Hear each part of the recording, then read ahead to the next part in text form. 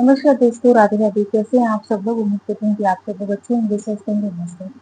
स्वागत करते हैं एक और नए वीडियो में। चैनल पर अगर पहली बार आए हैं तो प्लीज चैनल को सब्सक्राइब करके वीडियो को लाइक करके कमेंट सेक्शन में अपनी राय जरूर से दीजिएगा और इस वीडियो को पूरा जरूर देखिएगा। जो पार्ट 1 आप लोगों ने देख ही लिया होगा, तो पार्ट 2 मेरा कल आने वाला था, लेकिन किसी रीजन की वजह से कल मैं वीडियो नहीं बना पाई। तो आज जो है लेके आई हूँ पार्ट 2, अपनी जिंदगी की जर्नी का पार्ट 2। तो आप लोग पूरा जरूर से देखिएगा। और आप सभी से रिक्वेस्ट है, ये मेरा नया चैनल है। मैं बार बार इसलिए बोल रही हूँ क्योंकि मेरा दो यूट्यूब चैनल डिलीट हो चुका है, इसलिए आप लोगों से रिक्वेस्ट करती हूँ कि इस वीडियो को शेयर जरूर कीजिएगा और इस चैनल को अपना प्यार दीजिएगा। अपनी चीजें मेरे को लेकर के सोशल मीडिया पे बातें हुई, 2 साल 3 साल पहले की भी बातें मैं क्लियर करूंगी, जो मेरे को लेकर के बातें हुई सोशल मीडिया पे। और मैं यहाँ पे सबसे पहले मैं यहाँ पे किसी को गलत नहीं बोलना चाहूंगी, वो सारी गलती मेरी है। अगर मैं किसी से अपनी बातें शेयर नहीं करूंगी तो किसी की इतनी मजाल नहीं है कि वो आकर के सोशल मीडिया पे कुछ भी बोले।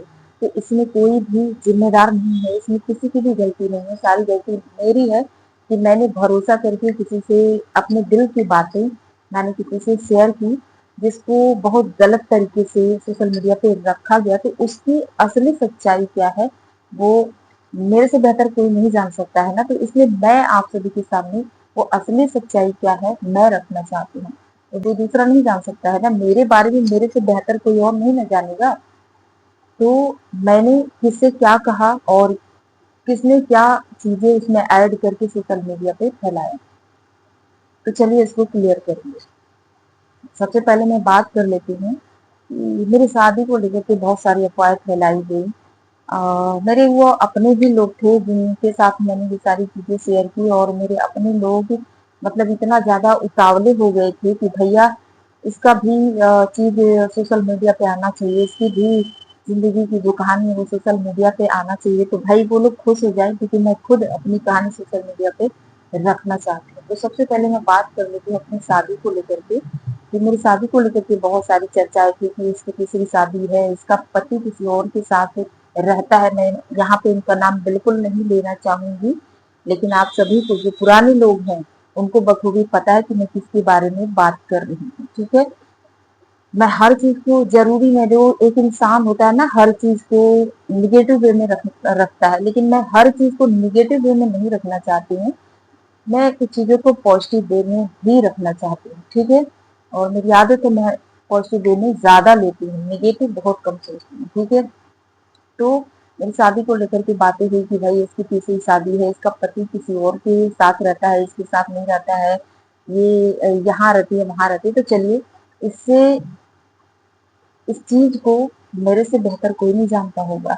तो चलिए, पहले तो बहुत कम एज में हो जाती थी। ठीक है, तो मेरे हस्बैंड की शादी हुई थी बहुत पहले, मतलब वो बहुत छोटे थे, क्योंकि भाई घर के बड़े बेटे थे और घर का बड़ा बेटा का ही पहले शादी होता है। ठीक है, तो घर के बड़े बेटे थे। और सबसे पहले एक बात यहाँ पे मैं क्लियर करना चाहूंगी कि मेरी जो रियल सासू माँ है वो अब इस दुनिया में नहीं है। क्योंकि मैं ये चीजें इसलिए बता रही हूँ क्योंकि उनसे ही जुड़ी ये सारी कहानियां। ठीक है, तो जब मेरे हस्बैंड की जब पहली शादी हुई थी, तो पहली बात तो मैं ये चीजें आप सभी से बोलना चाहूंगी कि हाँ, मैं हूँ अपने हस्बैंड की तीसरी वाइफ। लेकिन पूरी सच्चाई अभी बाकी है, पूरा सच्चाई आप लोग जरूर देखिएगा। मेरे हस्बैंड की जब पहली शादी हुई थी, तो वो बहुत जब छोटे थे तब उनकी शादी हुई थी। ठीक है, उनकी जब शादी हुई थी, पहले आपको पता है कि पहले शादी होती थी तो पहले शादी होता था, उसके बाद 2 साल 3 साल 4 साल 5 साल बाद गौना होता था। किस किस को मालूम है कमेंट करके जरूर से बताइएगा। और अब जो है गौना मतलब विदाई होता था, 3 साल बाद या 5 साल बाद विदाई होता था पहले। ठीक है, तो जब मेरे हस्बैंड की पहली शादी हुई थी, उसके बाद उनकी मम्मी का मतलब 2 साल बीत गया था, तीसरा साल लगा था, तो उनकी मम्मी का मतलब जो मेरी रियल सासू माँ है जो कि अब नहीं है इस दुनिया में। ठीक है, तो उनकी तबीयत बहुत ज्यादा खराब हुई थी, तो उस टाइम कोई गार्जियन घर पे था नहीं, मतलब कोई देख रेख करने वाला नहीं था। तो अब ये बड़े बेटे थे, तो ऐसा था कि मतलब इनका जो है विदाई हो जाए, मतलब जिससे शादी हुई है उसका गौना आ जाए, ताकि घर में कोई देखने वाला हो जाए। और ऐसा इच्छा मेरी सासू माँ का था, मेरी सासू माँ चाहती थी कि जो है बहू को घर लाया जाए और मैं देखना चाहती हूँ। तो उस टाइम उन लोगों ने, अब उनकी शादी जो मेरे हस्बैंड की पहले शादी हुई थी वो उनके रिलेटिव में ही हुआ था, मतलब उनके बुआ के लड़के की ननद थी, उनकी ननद से हुआ था। ठीक है, तो उनकी ननद से शादी हुआ था। अब आप लोग समझ जाइए, मुझे इतना पता नहीं है, मतलब रिलेटिव में ही हुआ था। ठीक है, उनके घर से हमारा आज भी है रिश्ता, आना जाना है, और मेरे से भी वो लोग बातचीत करते हैं, बहुत अच्छे से बातचीत करते हैं। ठीक है, मतलब मेरी जो बुआ की बेटी है वो, और जिनसे शादी हुई थी वो मेरे बुआ की बेटी की ननद थी। ठीक है, तो वो लोग नहीं दिए गौना, और उसी टाइम मेरी सासू माँ चल बसी, दुनिया को छोड़ दी। तो इन लोगों के अंदर मतलब आक्रोश आ गया, गुस्सा आ गया, तो फिर ये लोग वो शादी कैंसिल कर दी, मतलब शादी हो गया था, गौना कैंसिल कर दी कि भाई हम नहीं रखेंगे।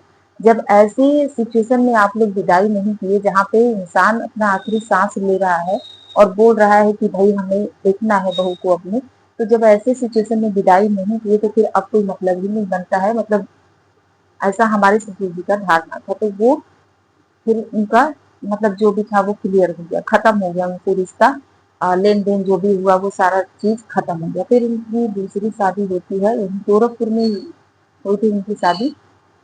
तो दूसरी शादी जब हुई थी तो शादी में ही विदाई करके आई थी वो लेडी। तो जब यहाँ पे आई थी तो शायद 1 साल या 2 साल, मुझे इतना पता नहीं है, वो शायद 1 साल या 2 साल यहाँ पे थी। तो बहुत ज्यादा मतलब, अब देखो भाई, मैं तो उनको देखी थी नहीं, ना ही मैं इतना जानती थी।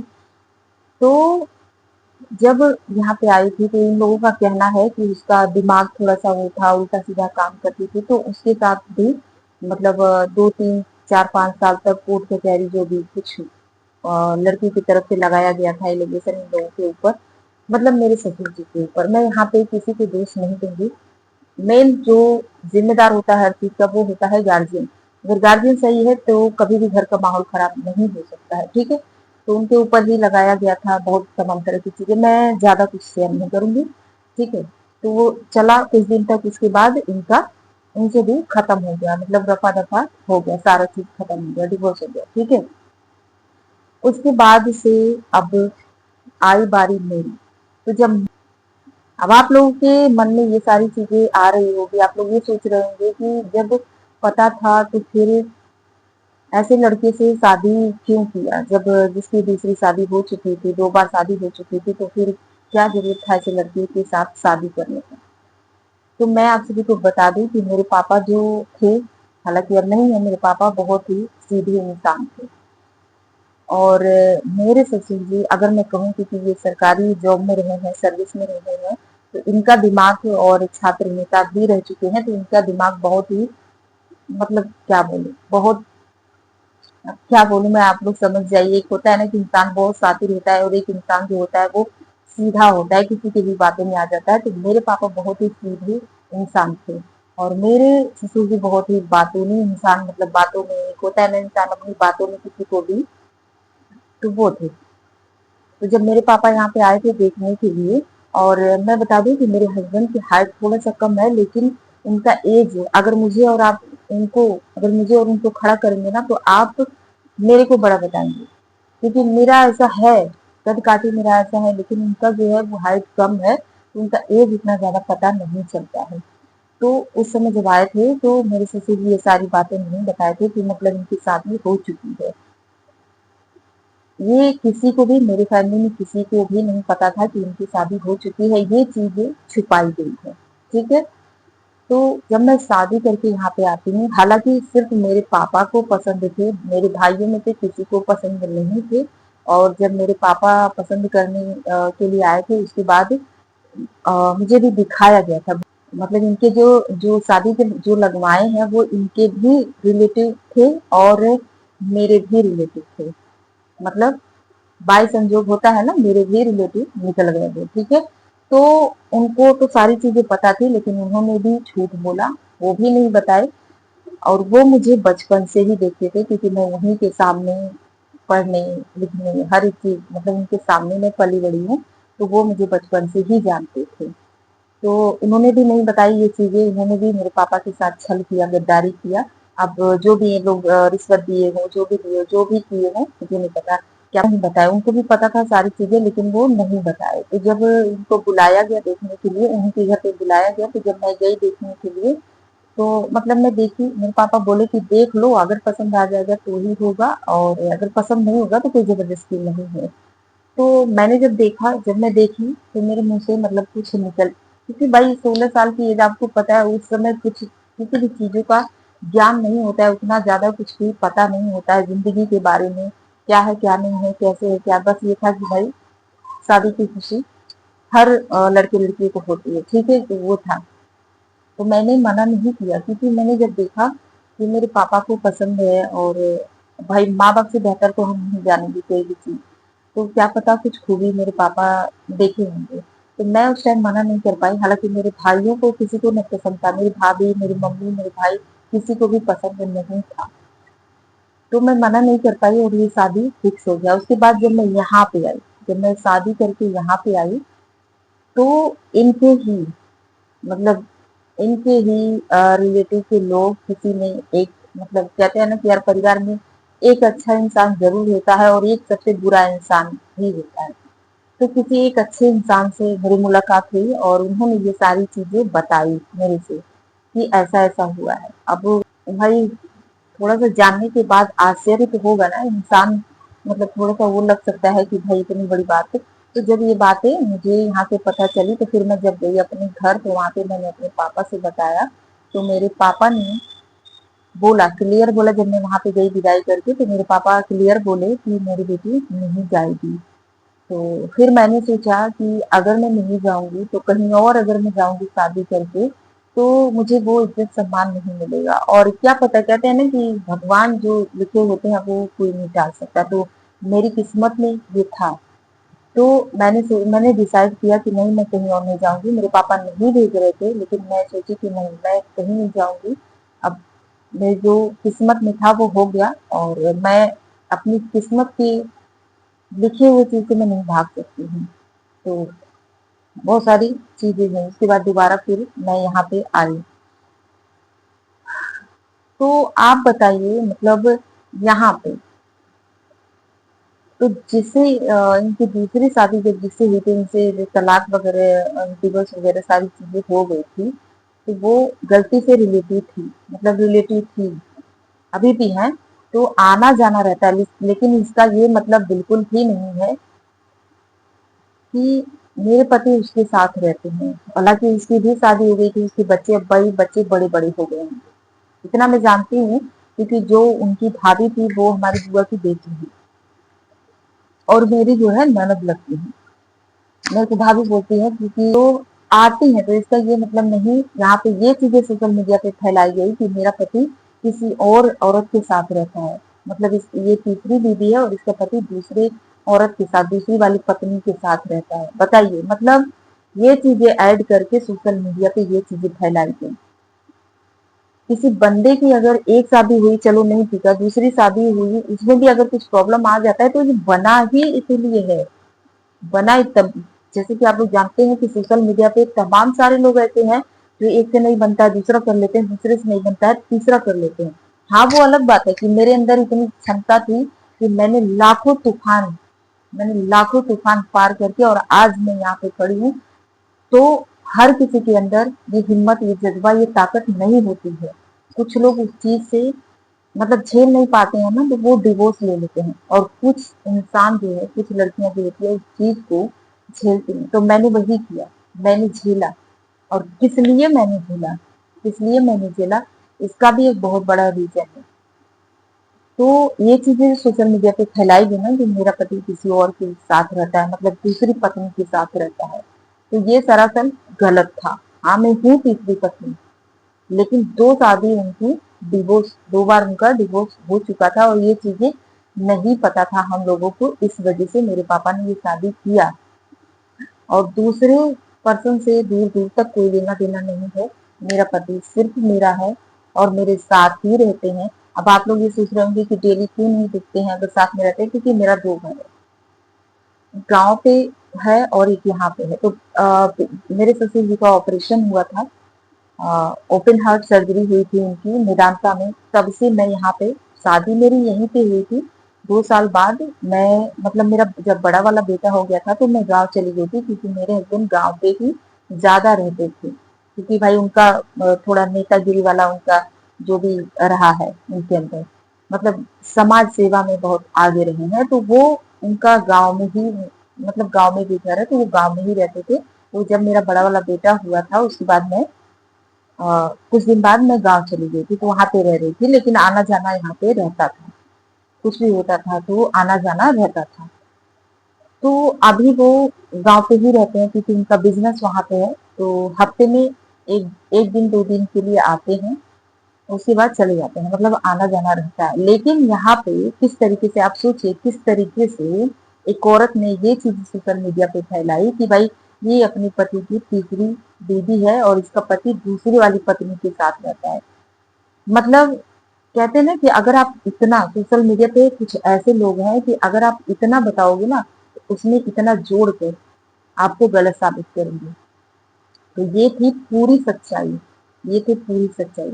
और मुझे बिल्कुल भी इस चीज़ का बुरा नहीं लगता है, इस चीज़ का मुझे ज़रा भी अब अफ़सोस नहीं होता है क्योंकि जो चीज़ें लाइफ़ में लिखी होती हैं, वो होके रहता है, ठीक है? ये जो सोशल मीडिया पे हौवा बनाया गया था, सोशल मीडिया पे ये चीज़ें फैलाई गई थी, बताओ ना लोग बहुत बेचैन थे कि बताओ ना, तुम अपनी क्यों नहीं बताती, अपनी क्यों नहीं बताती? तो भैया मुझे उसी टाइम बता देना चाहिए था, लेकिन उस टाइम मुझे लगता था कि नहीं ये सारी चीज़ें सोशल मीडिया पे करना ठीक नहीं। और एक बात मैं आपको बताऊँ कि मैं ये सारी चीज़ें बताती, मैं आई ही इसीलिए थी सोशल मीडिया पे, मैं आई ही थी इसीलिए सोशल मीडिया पे। मैं अपनी ज़िंदगी की क्योंकि जो मेरा ज़िंदगी रहा है ना, मैं दावे के साथ कह सकती हूँ कि आप में से कोई भी नहीं झेल पाएगा। लेकिन वो सारा तूफान पार करके आज मैं यहाँ पे खड़ी हूँ। तो ये जर्नी मैं अपनी जर्नी ज़रूर शेयर करती, लेकिन मैंने सोचा था कि कभी न कभी मेरा भी जो कभी न कभी मुझे भी मौका मिलेगा जो स्टॉप पे जाने के लिए, तो मैं अपनी सारी जर्नी, सारी कहानी बताऊँगी। लेकिन शायद मुझे लगता है कि मुझे कभी ऐसा मौका नहीं मिलेगा, तो क्यों ना मैं अपनी सारी चीज़ें शेयर करूँ, सारी चीज़ें मैं आप लोगों के सामने रखूँ क्योंकि ज़िंदगी का कुछ पता नहीं कि कब क्या हो जाए। और मैं इसको नेगेटिव वे में बिल्कुल नहीं रख रही हूँ। अगर मैं छोड़ के अपनी ज़िंदगी को बहुत सारी चीज़ें हैं, बहुत सारी चीज़ें मतलब ऐसे मुँह से कहने में ना शायद इतना आप लोग नहीं समझ पाएँगे।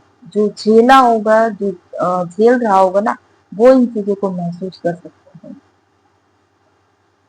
तो ये थी मेरी तीसरी शादी की सच्चाई कि मैं अपने पति की तीसरी पत्नी हूँ, कैसे हुआ, क्यों हुआ, आपको पता चल गया। लेकिन हाँ, एक ये भी सच्चाई है कि मेरे पति किसी दूसरी पहली के साथ नहीं रहते हैं, मेरे साथ ही रहते हैं, ठीक है?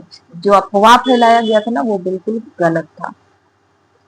मैं क्यों रही, क्या मजबूरियाँ थी, किस तरीके से मैंने क्या सोच करके सारी सच्चाई मेरे सामने थी जैसे कि झूठ जो बोला गया था कि भाई शादी नहीं हुई उसके बाद शादी के बाद पता चलता है कि जो है शादी हुई थी और तमाम सारी चीजें तो शादी के बाद झूठ जानने के बाद भी मैं इस रिश्ते से क्यों नहीं निकली अगर मैं चाहती तो डिवोर्स लेकर के और मेरा कोई एज भी नहीं था मैं डिवोर्स लेकर के अपनी जिंदगी में आगे बढ़ सकती थी लेकिन मैं क्यों नहीं गई इसका भी एक बहुत बड़ा रीजन है तो आप सबको वो रीजन मैं तीसरे पार्ट में बताऊंगी और उम्मीद है कि आप सभी लोग मेरी सच्चाई से रूबरू होंगे और कुछ सीखेंगे मेरा मोटिव सिर्फ यही है कि जो आजकल की लड़कियां बात बात पे डिवोर्स ले लेती है ना यहाँ पे मतलब पति पत्नी के बीच भी अगर कुछ होता है ना तो लोग अपने पति पत्नी के तकरार को नहीं झेल पाते हैं जो कि जो मनमुटाव तकरार होते हैं उन चीजों को लड़कियां नहीं झेल पाती हैं और उनको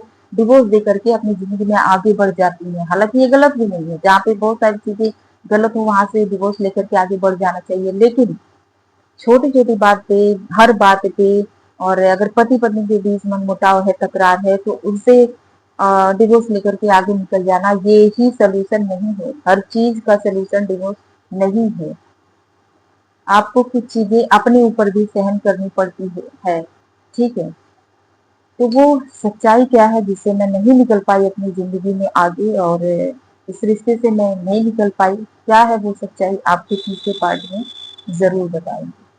तो उम्मीद है कि आप सब इस वीडियो से कुछ सीखेंगे, कुछ प्रेरित होंगे। बस मेरा मोटिव यही है कि आप इससे जो पॉजिटिव है, जो आपको पॉजिटिव लगे ना उस चीज़ को अपने अंदर उतारिए, नेगेटिव चीज़ों को हमेशा साइड में रखिए। तो चलिए तीसरे पार्ट में मिलेंगे आप लोगों से एक बड़े खुलासे के साथ, एक बहुत बड़ा से, बहुत जिसको सुनने के बाद ना मतलब आप सोचेंगे जो अभी तक हंसी मुस्कुराती और अभी भी मैं रोती कभी नहीं सोशल मीडिया पे, ना कभी रोऊंगी, लेकिन ये भी दावा मैं करती हूँ कि जिस दिन आप मेरा रियल कोरोना देख जाएंगे ना उस दिन आपका कलेजा फट जाएगा। ये संध्या अगर आज यहाँ पे खड़ी है ना तो आप समझ सकते हो कि कितने सारे दर्द मेरे अंदर दफन है, लेकिन मैं हमेशा दूसरों को हिम्मत देती हूँ। तो चलिए तीसरे कड़वे सच से आपसे आपको रूबरू कराऊंगी।